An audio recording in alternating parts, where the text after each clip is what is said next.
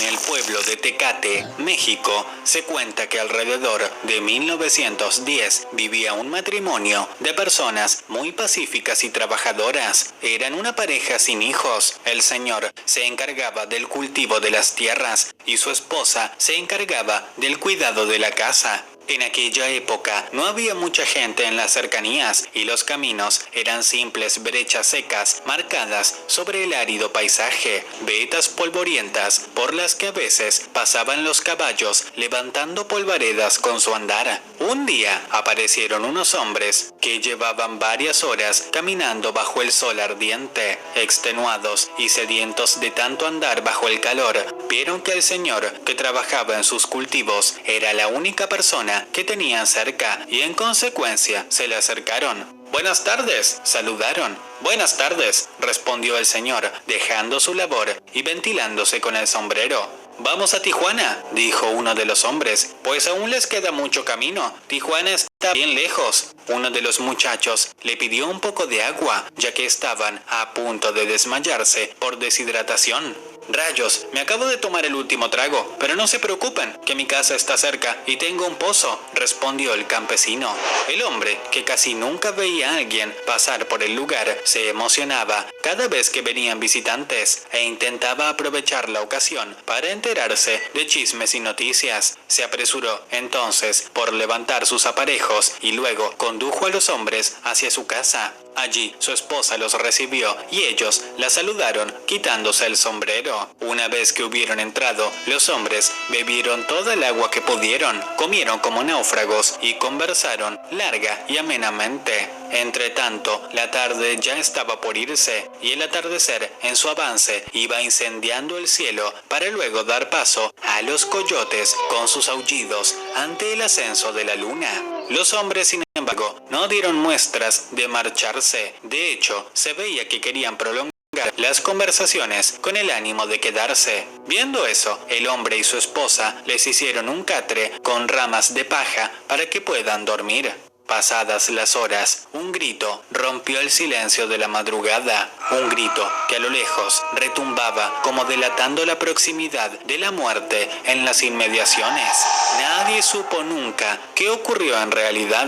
Se cuenta que los extraños pertenecían a una banda de sangrientos delincuentes, hombres deshumanizados que disfrutaban con el sufrimiento de todas aquellas víctimas que les oponían un mínimo de resistencia. Cuentan entonces que intentaron robarlos y que el hombre trató de presentar resistencia, quizás más de la cuenta, porque la crueldad con la que lo liquidaron aún se recuerda entre los habitantes de la zona. Lo amarraron con cadenas, lo echaron al pozo y luego arrojaron piedras al mismo para cubrir su cuerpo ahogado. De su esposa y de los asaltantes nunca se supo nada. Tal es, al menos, la versión que se tiene sobre su muerte, versión de la que muchos no dudan, sobre todo quienes cuentan que hay noches en que cerca del pozo se oyen ruidos de cadenas, gemidos de llanto e incluso escalofriantes alaridos de desesperación. Dicen que pena en busca de su esposa desaparecida y de los malditos que lo asesinaron. Dicen que por las mañanas se pueden ver con claridad las huellas de sus pies encadenados. También a veces se escucha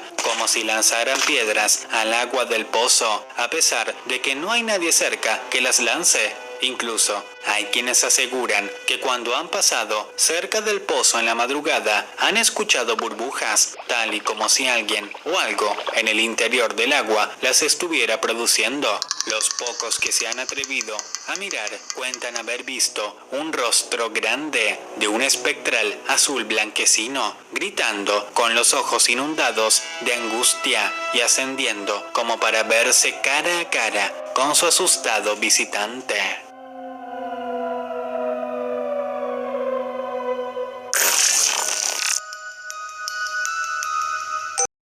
Omar pasó toda la semana planeando hacer un paseo por el bosque, ya que era un amante de la naturaleza. Pensó en visitar un lago que está algo retirado y solitario, pero muy hermoso al parecer. Ese domingo había un sol radiante, así que Omar salió en su coche en dirección al bosque. El camino era de tierra, rodeado por árboles. Omar había escuchado sobre tener cuidado y no hablar con extraños debido a reportes de personas desaparecidas en aquel lugar. Por eso escogió las horas de la mañana para hacer su paseo. Todo transcurría de forma normal. Omar escuchaba música de forma relajada mientras la luz del sol se colaba entre las ramas y hojas del espeso bosque. Sin embargo, dos misteriosos hombres aparecieron en la ruta hacia el lago. Los hombres, al ver que se aproximaba el auto de Omar, intentaron detenerlo, pero Omar ya estaba advertido, así que aceleró para dejarlos atrás, tal vez pensando que dos hombres en un lugar tan solitario podrían atacarlo. Omar logró dejarlos muy atrás y luego de un par de horas de estar conduciendo, finalmente llegó al lago.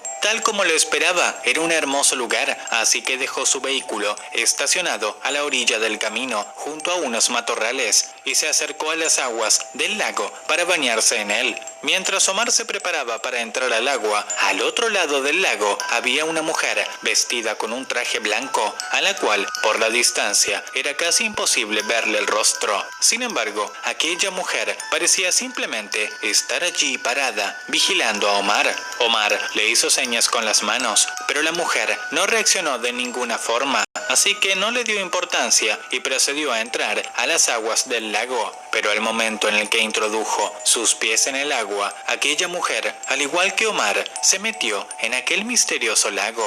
Omar estaba feliz de ver a la mujer meterse, pero ella no nadaba, solo estaba caminando hasta que fue cubierta por las aguas. Omar estaba sorprendido y rápidamente nadó hasta el centro del lago, pensando que tal vez la mujer se estaba ahogando, pero por más que se sumergía buscándola, no la veía por ningún lado, hasta que sintió que algo lo sujetaba. El fondo del lago no era muy claro, pero aún así logró ver que era una mano femenina que lo tomaba del pie. Omar luchó bajo el agua y escapó, nadando desesperadamente hacia la orilla. Estaba muy asustado y solo pensaba en regresar al auto. Al llegar a la orilla, arrastrándose y casi sin aire, se topó con aquella mujer parada justo frente a él.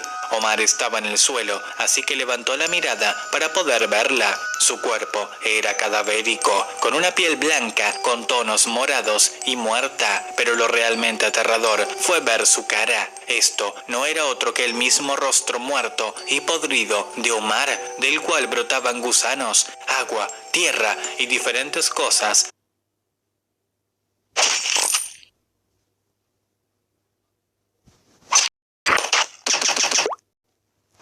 Del fondo del lago, como si llevara mucho tiempo muerto y ahogado. El terror que sentía Omar ahora se hacía su realidad. Su rostro fue cambiando hasta volverse exactamente como el de aquella aparición. Los gusanos que salían, esta vez de su propia cara, lo destrozaron y desfiguraron, mientras sufría y gritaba de dolor.